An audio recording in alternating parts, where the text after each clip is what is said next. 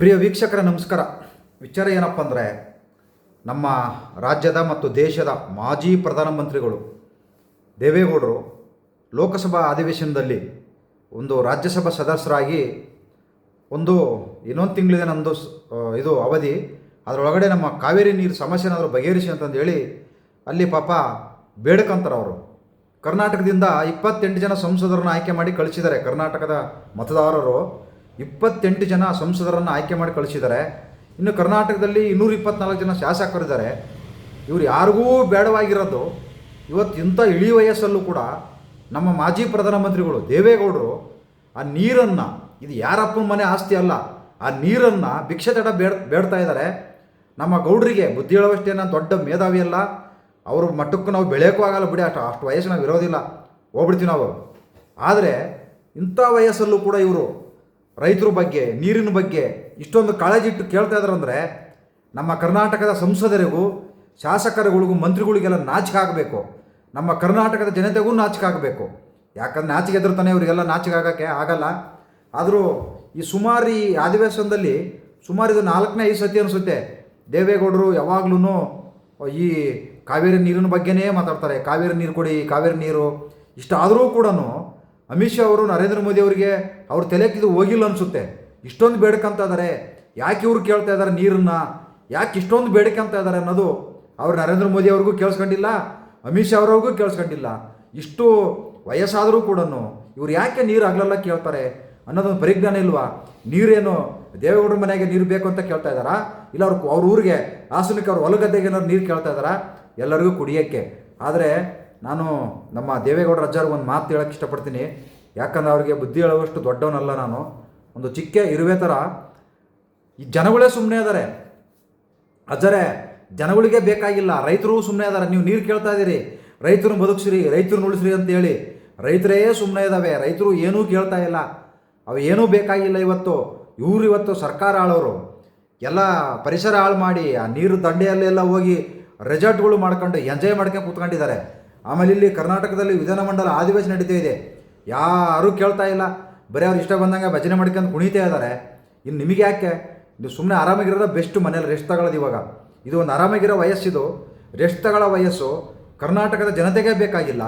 ಇನ್ನು ಕರ್ನಾಟಕದಲ್ಲಿರ್ತಕ್ಕಂಥ 28 ಜನ ಸಂಸದರಿಗೂ ಯಾರು ತುಟುಕ್ ಬಿಟ್ಟಕ್ಕಂತ ಬಿಡ್ತಾ ಇಲ್ಲ.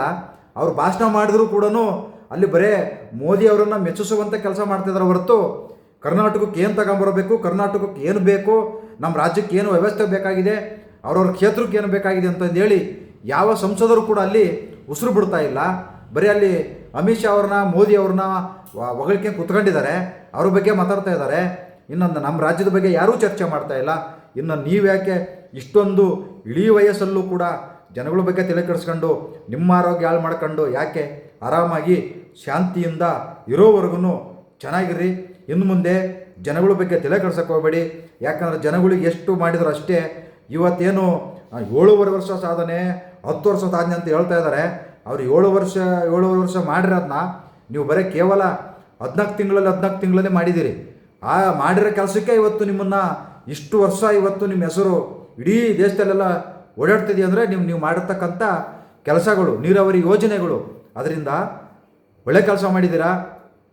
ಕೊಟ್ಟಿರತಕ್ಕಂಥ ಅವಧಿಯಲ್ಲಿ ಅದ್ಭುತವಾದ ಕೆಲಸ ಮಾಡಿರೋದಕ್ಕೆ ಇವತ್ತು ಇಷ್ಟು ವರ್ಷ ಗಂಟ ನಿಮ್ಮ ಹೆಸರು ಇನ್ನೂ ಶಾಶ್ವತವಾಗಿದೆ, ಶಾಶ್ವತವಾಗಿ ಇರುತ್ತೆ. ಯಾರ ಕೈಲೂ, ಯಾವನ ಕೈಲೂ ನಿಮ್ಮ ಹೆಸರು ಉಳಿಸೋಕ್ಕಾಗಲ್ಲ. ಯಾಕಂದ್ರೆ ಅಂಥ ಅದ್ಭುತವಾದ ಕೆಲಸಗಳನ್ನು ಮಾಡಿದಿರಿ ಕೊಟ್ಟಿರ್ತಕ್ಕಂಥ ಅವಧಿಯಲ್ಲಿ.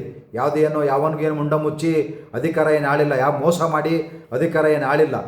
ಅದರಿಂದ ಕೇಳ್ಕೊತಾ ಇದ್ದೀನಿ, ಈ ನಮ್ಮ ಕರ್ನಾಟಕದ ಜನತೆಯ ಬಗ್ಗೆ ತಲೆ ಕೆಡಿಸ್ಕೋಬೇಡಿ. ಯಾಕಂದರೆ ಉತ್ತರ ಭಾರತವರೂ ಬರ್ತಾ ಇದ್ದಾರೆ, ಬಿಹಾರಿಗಳೂ ಬರ್ತಾ ಇದ್ದಾರೆ, ಒರಿಸ್ಸಾದವರು ಬರ್ತಾ ಇದ್ದಾರೆ, ಆಸಾಮ್ನವರು ಬರ್ತಾ ಇದ್ದಾರೆ, ಮಹಾರಾಷ್ಟ್ರ, ಗುಜರಾತು ಎಲ್ಲ ಬಂದು ಕರ್ನಾಟಕದಲ್ಲಿ ತುಂಬ್ಕೊಂತ ಇದ್ದಾರೆ.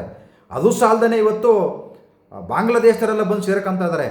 ಇದ್ರ ಬಗ್ಗೆ ಯಾರೂ ಮಾತಾಡ್ತಾ ಇಲ್ಲ, ಉಸಿರೇ ಬಿಡ್ತಾ ಇಲ್ಲ. ಇವತ್ತು ನೀವು ನೀರು ಅಂತ ಇದ್ದೀರಿ, ಸಾಕು ಬಿಟ್ಬಿಡಿ. ಇವ್ರಿಗೆಲ್ಲ ಜಾಗ ಕೊಟ್ಟಿದ್ದಾರೆ. ಇಲ್ಲಿ ಬಂದಿರ್ತಕ್ಕಂಥ ಬೇವರಿಸುಗಳೇ ಬಾಯಿ ಮುಚ್ಕೊಂಡು ಸುಮ್ಮನೆ ಇದ್ದಾರೆ. ನಮಗೆ ನೀರು ಬೇಕಾಗಿಲ್ಲ, ಕೆಂಗೇರಿ ನೀರು ಬೇಕು, ನೀವು ಕಾವೇರಿ ನೀರು ಬೇಕು ಅಂತ ಹೇಳ್ತಾ ಇದ್ದೀರಾ. ಬೆಂಗಳೂರಲ್ಲಿರೋ ಜನ ಅಯ್ಯೋ ನಮಗೆ ಕೆಂಗೇರಿ ನೀರು ಬಂದರೂ ಸಾಕು, ಹೋಗಿರೋ ನೀರು ವಾಪಸ್ ಬಂದರೂ ಸಾಕು ಅಂತಂದೇಳಿ ಕುಂತ್ಕೊಂಡಿದ್ದಾರೆ. ಬಾಂಗ್ಲಾದೇಶದವ್ರಿಗೂ ಬೆಂಗಳೂರು ಚರಂಡಿ ನೀರು ಕುಡಿಸ್ತಾ ಇದ್ದಾರೆ. ಕೊನೆಗೆ ನಾಳೆ ಇವರು ಕುಡಿತಾರೆ, ಇನ್ನೂ ಸ್ವಲ್ಪ ದಿನ ಹೋದರೆ. ಅಂಥ ಪರಿಸ್ಥಿತಿ ಬೆಂಗಳೂರಿನ ಜನತೆಗೆ ಬರ್ತಾ ಇದೆ.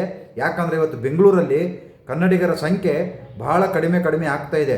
ಇವತ್ತು ಹೊರ ರಾಜ್ಯದವರು ಎಲ್ಲ ಸೇರ್ಕೊಂಡು ಬೆಂಗಳೂರಲ್ಲಿ 80% ಇದ್ದಾರೆ. 80% ಇನ್ನೂ ಜಾಸ್ತಿ ಆಗ್ತಾ ಇದ್ದಾರೆ. ನಮ್ಮ ಕನ್ನಡಿಗರು ಕಡಿಮೆನೇ ಇರೋದು ನಾವು. ಅದರಿಂದ ದಯವಿಟ್ಟು ಜನಗಳೇ ತಲೆ ಕೆಡಿಸ್ಕೊಂತ ಇಲ್ಲ. ನೀವು ನಿಮ್ಮ ಆರೋಗ್ಯದ ಕಡೆ ಗಮನ ಕೊಟ್ಕೊಂಡು ಇನ್ನು ತಲೆ ಕೆಡಿಸ್ಕೊಳಕ್ಕೆ ಹೋಗಬೇಡಿ. ಇನ್ನು ಇವತ್ತಿನ ನಾಯಕರುಗಳು, ಇವತ್ತಿನ ಯುವಕರು ನೋಡ್ಕೊತಿದ್ದಾರೆ. ಅವ್ರ ಬಗ್ಗೆ ನೀವು ತಲೆ ಕೆಡಿಸ್ಕೋಬೇಡಿ, ಆರಾಮಾಗಿರಿ ಅಂತಂದೇಳಿ ಇದು ಒಂದು ನನ್ನ ಪುಟ್ಟ ಒಂದು ಕನ್ನಡಿಗನ ಒಂದು ಇದು ಮನವಿ ಅಂತಂದೇಳಿ ತಿಳ್ಕೊಳ್ಳಿ ಅಂತಂದೇಳಿ ನಾನು ಇವ್ರು ದೇವೇಗೌಡರ ಅಜ್ಜವ್ರಿಗೆ ಕೇಳ್ಕೊತಾ ಇದ್ದೀನಿ. ಬೇಡ, ಇವತ್ತು ಆರಾಮಾಗಿರಿ. ಯಾಕಂದರೆ ನೋಡಿ, ಬಾಂಗ್ಲಾದವರು ಇನ್ನೂ ಬೇಕಾದಷ್ಟು ಜನ ಬಂದು ತುಳುಕ್ತಾ ಇದ್ದಾರೆ. ಈ ಸರ್ಕಾರಕ್ಕೂ ಏನೂ ಬೇಕಾಗಿಲ್ಲ. ಇದು ಸರ್ಕಾರದವರು ಬಾಯಿ ಮುಚ್ಕೊಂಡಿದ್ದಾವೆ. ಇವು ಕೂಡ ಏನೂ ಕೇಳ್ತಾ ಇಲ್ಲ. ಆ ಕೇಳಕ್ಕೆ ಹೋದ್ರ ಮೇಲೆ ಕೇಸ್ ಹಾಕಿಸ್ತವ್ರೆ. ಈಗ ಇಂತಿಂಥ ಏರಿಯಾದಲ್ಲಿ ಇಂತಿಂಥವ್ರು ಬಾಂಗ್ಲಾದೇಶದವ್ರು ಬಂದು ಇಲ್ಲಿ ಸೇರ್ಕೊಂಡವ್ರೆ ಅಂತ ಹೇಳಿದವ್ರ ಮೇಲೆ ಕೇಸ್ ಹಾಕಕ್ಕೆ ಕುತ್ಕೊಂಡಿದ್ದಾರೆ. ಇವರು ಪತ್ತೆ ಹಚ್ಚಕ್ಕೆ ಇಲ್ಲ. ಇನ್ನು ಪೊಲೀಸ್ ಇಲಾಖೆ ಅಂತೂ ಬಿಡಿ, ಅಯ್ಯೋ ಶಿವ ಭ್ರಷ್ಟಾಚಾರದಲ್ಲಿ ಇಡೀ ದೇಶದಲ್ಲೇ ನಂಬರ್ 1 ಆಗ್ತಾ ಕುಂತಿದೆ. ಅಲ್ಲೊಬ್ರು ಯಾರೋ ಬಿಜಾಪುರದಲ್ಲಿ ಹೇಳ್ತಾರೆ ಪೊಲೀಸ್ನವರು, ಈ ಇನ್ಸ್ಟಾಗ್ರಾಮು ಸಾಮಾಜಿಕ ಜಾಲತಾಣದ ಮೇಲೆ ಒಂದು ಕಣ್ಣಿಡ್ತೀವಿ ಅಂತಂದೇಳಿ.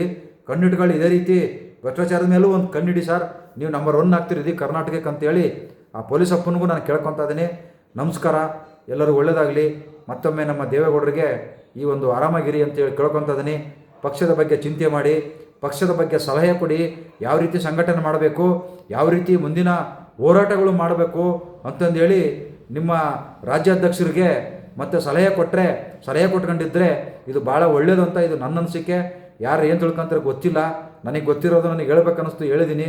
ಇದನ್ನು ಯಾವ ರೀತಿ ತಗೊಂತೀರೋ ಗೊತ್ತಿಲ್ಲ. ನಮಸ್ಕಾರ.